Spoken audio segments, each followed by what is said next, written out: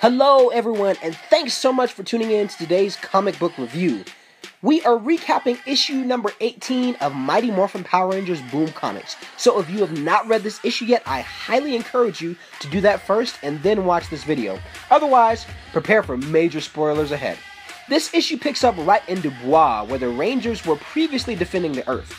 Grace Sterling, a government official I believe, drops in and starts telling the Rangers about a mysterious island that has appeared out of nowhere and is invisible to the naked eye. She goes on to tell the team about a two-person Promethea plane that disappeared recently, and then we see a map that shows a landform that seems to have a village.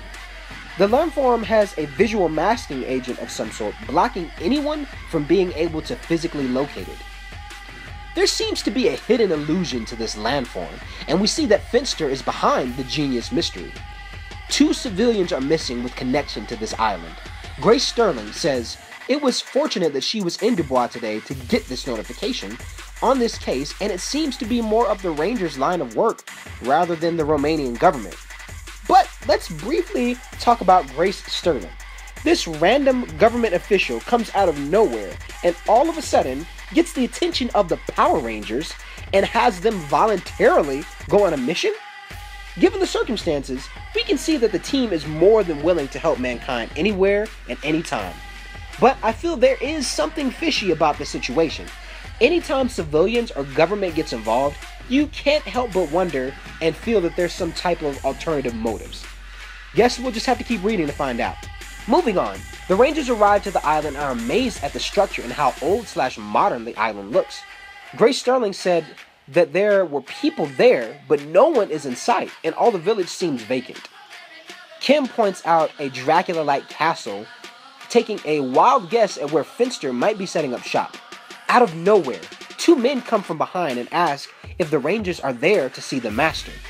This scene almost has a horror aspect, and I love even how the Rangers themselves are like, this is creepy, and you definitely feel that as you're reading it.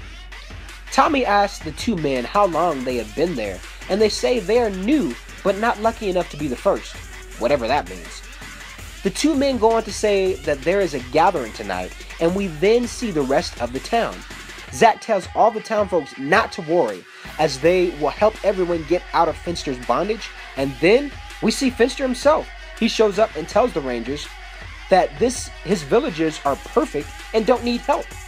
Apparently, this is Finster's new home, and it seems he already was expecting the Rangers to show up. The Rangers ask Finster what he did to all of the people, and he goes on to say they are fine. Zack asks where is Rita, and Finster hasn't the slightest clue, as this island and weird project is all Finster's doing. The townspeople then turn all creepy and zombie-like, only to reveal a town full of putties. Now, I have to say, I definitely was...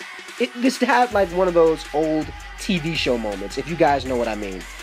It was like one of the moments where, in my imagination, I could definitely see them doing an episode like this called Finster's Island. I did enjoy that, and it had that old school kind of feel where it was like this was definitely a Power Ranger moment, and you could almost feel like this was something they would do in the show as well. So I really thought that was cool.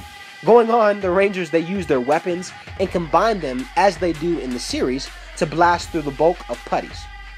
The two townsmen we met earlier are actually disguised monsters. Tommy and Jason then teleport into the castle and hear voices calling for help.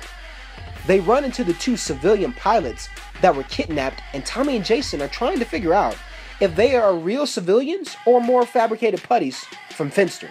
The Rangers fight off the putties and Carmadillo and Borlock. Now, if those are not Power Ranger villain names, then I don't know what to tell you. Carmadillo and Borlock, fantastic. Those are Power Ranger villain names to the T. I had to make a little mental note of that.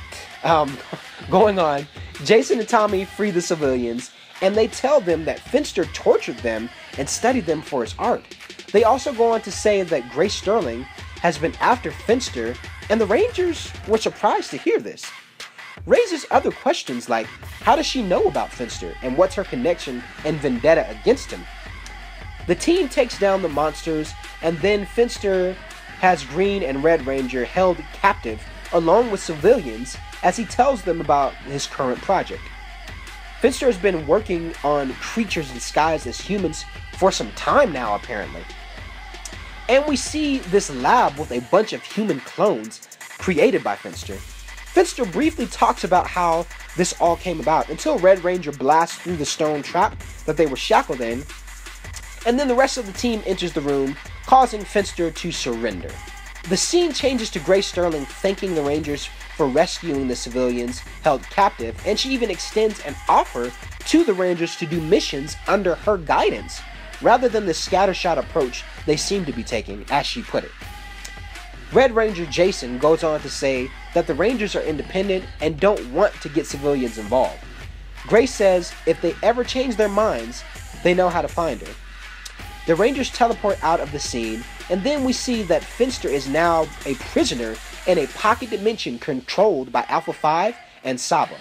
Now, I can't help but wonder if this is a trap.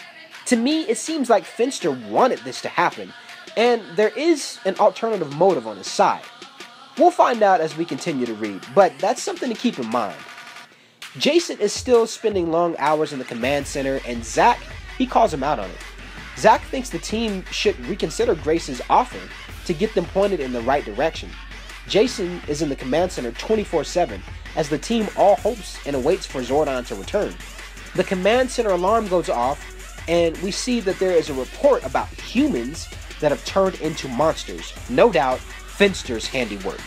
And there's no telling how many other monsters disguised as humans there might be out in the world.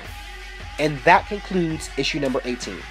Now guys, I definitely enjoyed this issue as always, and there was something about it that had a Halloween episode feeling to me. Not sure if anyone else picked up on that, or if it's just me getting excited for fall months and pumpkin spice everything. I don't know. But it definitely had that Halloween feel, and I thought that that was fun as I was reading through this issue. Just something I picked up on. Anyway, there are lots of questions to ask, such as Grace Sterling's connection to Finster and her future involvement with the Rangers. Did Finster want to get captured? Was his whole island like a trap for the Rangers and they didn't even realize it? What do you guys think? What did you think about this issue?